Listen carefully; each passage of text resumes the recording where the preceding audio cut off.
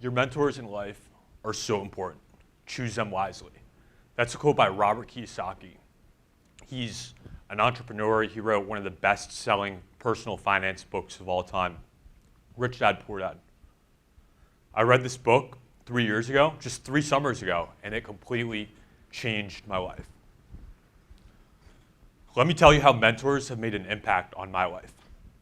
First and foremost, I'm so happy and grateful to be in the position that I am today.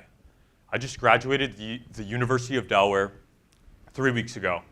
I have 2 thriving businesses. I'm $0 in student loan debt, thanks to mom and dad. And most importantly, I live in the greatest country in the world, the United States of America, where you can achieve anything that you want. You look at Jay-Z, he was born in the slums of Brooklyn, New York, and now he's one of the wealthiest men to ever walk this planet. And a lot of people in the world, they see Jay-Z, and a lot of people think that he may have gotten lucky. A lot of people see the glory of successful people, but they don't know the story that they've overcome to achieve that success. So let me tell you about my story. Oh, how do I go back? We first moved to America, and I was born in the Philippines, and we moved here when I was in 3rd grade. And when we first moved here, my mom, she's a fully practicing OBGYN now. She had to do 1 year of research and 4 years of residency. And the first couple years were very, very difficult. There were 12 of us living in a 3-bedroom apartment in Chicago, Illinois. We were living off food stamps. It was embarrassing going to school and going to the line of getting free lunch and reduced lunch. And it really wasn't cool to be rolling up to school in cars that were 10 years old. And so a lot of people see that as an obstacle, whereas I saw it as an opportunity. And that's where I saw my mother arise as one of my first childhood mentors. As a resident and an OBGYN, she was working 24 to 36 hours a day. And a lot of people here might think, whoa, that's a lot of hours. I'd probably be very stressed out. And I saw my mom just come home as cool as the other side of the pillow. Freaking awesome mom. And what I took away from that experience was her persistence, her grit, her tenacity. And that's how I try to live my life today. And so I'm very grateful for the experience. One of the things that I took away from that is my passion. Right now, I'm passionate about creating a life that money will never be an issue.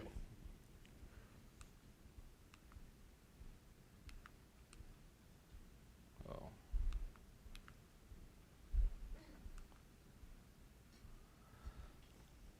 Wait, how do I go back to the last slide? Oh. Yeah, next. Next. There we go. So who here had childhood mentors growing up? I'm sure a lot of you looked up to your family members.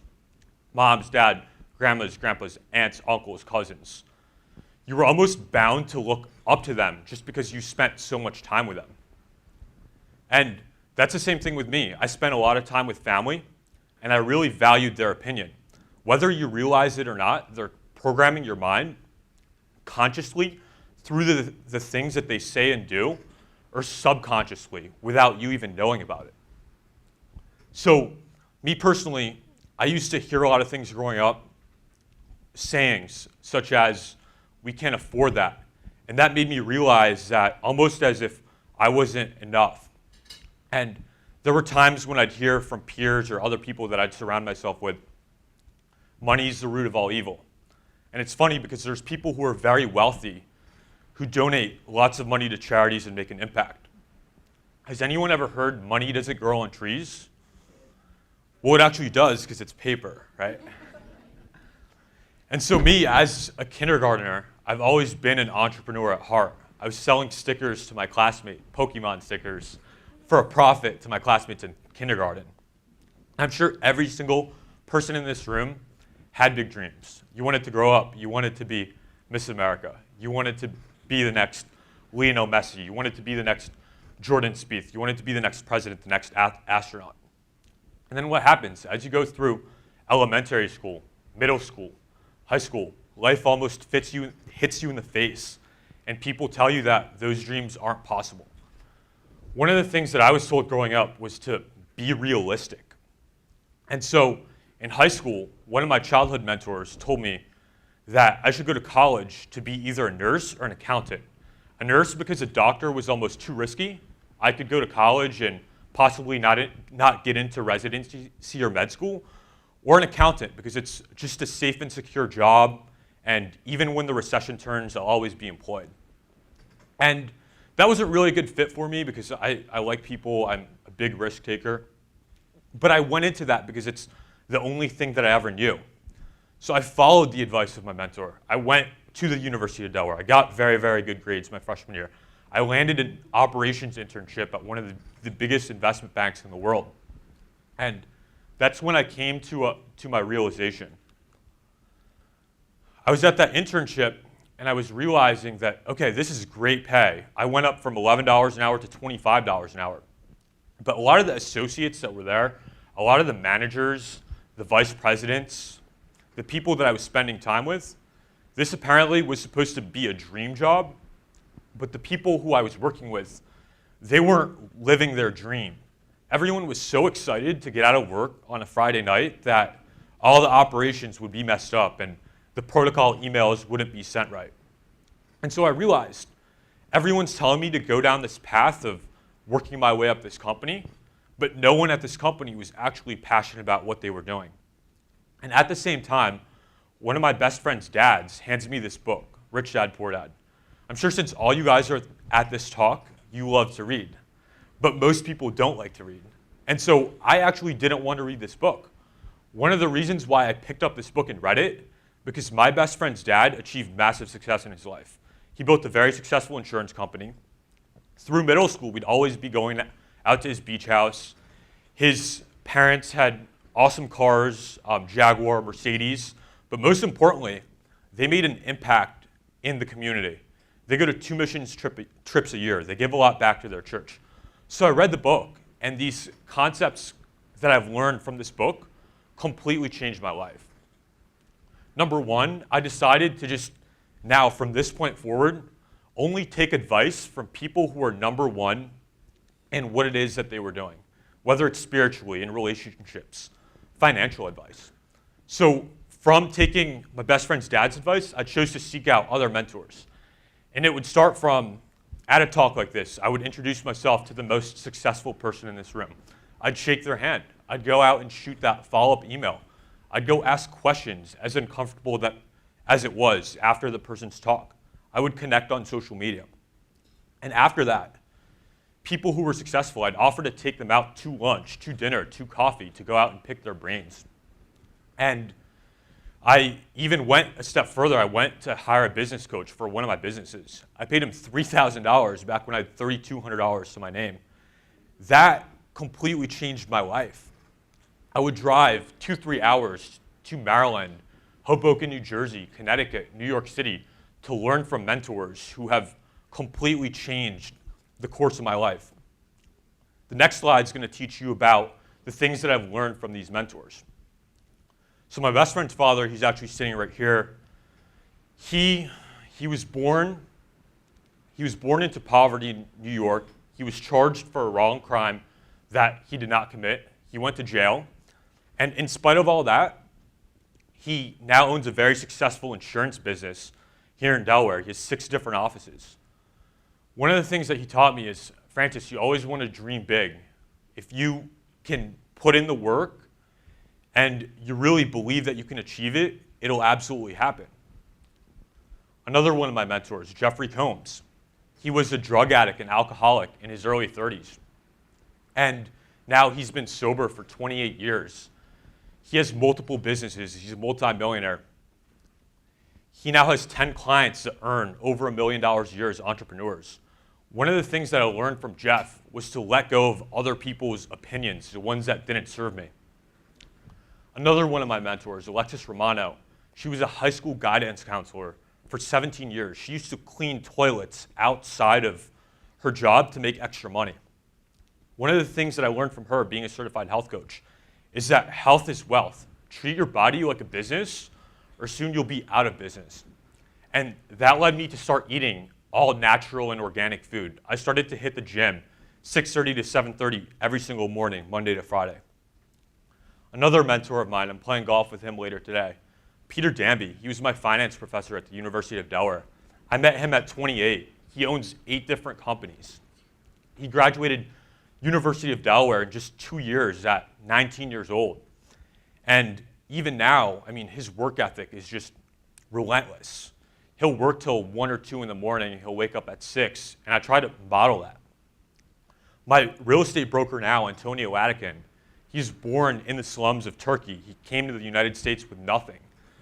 And now he worked himself to one of the biggest, the 4th biggest real estate agent for Prudential, Fox and Roach in the country. One of the things that he taught me is leverage. He walked away from sales. He now has an office as 300 agents, had his time and money working for him in order to be able to spend more time with his family and 2 sons and daughters. And what I realized through this experience is that every single person who's successful, they all have a network of other people who are also very successful. So I chose to pick the brains of all these people and learn as much as I could from them. So here's a picture of me and Joe Land. I was picking his brain last year in San Diego. He owned the 8th biggest trucking company in the world. He sold that for over $100 million. Picture in the middle is Richard Younglord Frierson. He was the youngest music producer that P. Diddy ever signed, his company Bad Boy Records. He's produced songs for Biggie, Kanye West, and Estelle and the Black Eyed Peas. My cousin, John Perez, he was denied from Harvard and Yale first year of law. He got in his 2nd year, and that's us celebrating at his graduation. Next. So I'll skip through since we're running out of time. I got to pick the brain of my friend Meg Noon. She won 2015 Miss City of Angels, Miss California Coast 2015. Bob Proctor, one of the greatest thought leaders of all time. He's up there with Tony Robbins. Me and a group of my best friends going out to Hoboken, New Jersey, learning from one of our mentors. And it was a penthouse in Hoboken overlooking New York City. It completely changed my life, just showed that anything was possible. My friend Lori Lefcourt, she walked away from a Wall Street job in her mid-20s, earning $200,000 a year, to pursue her own passion, to go and start her own company. And let me tell you, all the advice from learning from all these mentors, let me tell you from a fact perspective how this completely changed my life. So October 2015, I'm interviewing with one of the biggest accounting firms in the world, Rockefeller Center in New York City. The senior manager, he tells me that, Francis, you're very well spoken, you have a great resume, I think you'd be an excellent fit. Long story short, I didn't get the job, and I was depressed for 2 months. But I look at the adversity that my mentors overcome in their life and realize that mine was nothing compared to it. So January this year, I end up watching the show called $1 Million Listing, and it was like I was a little kid again. I dreamt big. And I had one of my childhood mentors, he told me, he said, Francis, you don't really want to go into real estate full time. 90% of realtors fail their first year. The average real estate agent only does 4 transactions per year. And because of the advice of all of these amazing mentors, my first 6 weeks in the business, I've helped my clients close on 5 transactions, $1.7 million in volume. And I'm not here saying that to impress you guys, more so to impress upon you that the importance of mentors, learning from the experiences that people have, can completely change your life. And so I'm going to leave you guys with this. Go ahead and follow your passion. Don't take advice from people just because people say you should do this or you should do that. Do whatever you want. Take the advice of very successful people. Go to a networking event and shake hands with the most successful person who's there. Go and introduce yourself to new people. Connect on social media. Shoot them a follow-up email. Go take people out to lunch, coffee, dinner, even when you can't afford it. Invest in yourself because the dividends will pay off exponentially long term. And I'm going to leave you guys with this quote. The mentors we keep can shape more than just the outcome of a situation. But these individuals can actually shape who we are and inevitably who we become. Thank you.